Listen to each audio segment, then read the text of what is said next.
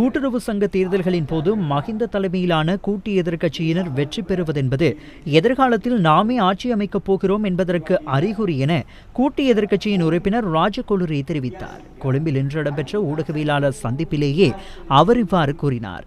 தொடர்ந்தும் கருத்து தெரிவிக்கையில் கிராம மட்டங்களில் மஹிந்த ராஜபக்ஷவுக்கு ஆதரவு இருப்பதாகவும் மக்களின் ஆதரவு நாளுக்கு நாள் அதிகரிப்பதாகவும் இதற்கு சிறந்த எடுத்துக்காட்டி கூட்டுறவு சங்க தேர்தலில் வெற்றியும் மஹிந்தவுக்காக கூடும் மக்களின் கூட்டமும் என அவர் தெரிவித்தார். அண்மையில் ரணில் விக்ரமசிங்கே இந்தியாவுக்கு பயணம் ஒன்றை மேற்கொண்டிருந்தார். இதன்போது எட்கா ஒப்பந்தத்தில் இலங்கை டிசம்பரில் கைச்சாத்திடும் என்று அரசாங்கத்தில் இருப்பவர்களிடமோ பாராளுமன்றத்திடமோ எந்த ஒரு அறிவிப்பும் விடுக்காமல் உறுதியளித்துள்ளார்.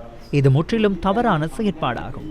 இந்த எட்கா ஒப்பந்தமானது பாராளுமன்றத்திற்கு விவாதத்திற்கு கொண்டு வந்தால் படுதோல்வி அடையும் என்றும் அவர் கூறினார். மேலும் மலையக மக்களுக்காக இலங்கை தொழிலாளர் காங்கிரசுடன் ஒன்றிணைந்து செயற்பட கூட்டு எதிர்க்கட்சியினர் தயாராக உள்ளதாகவும் ராஜகொலுரே இதன் போது தெரிவித்தார். இந்தியாவே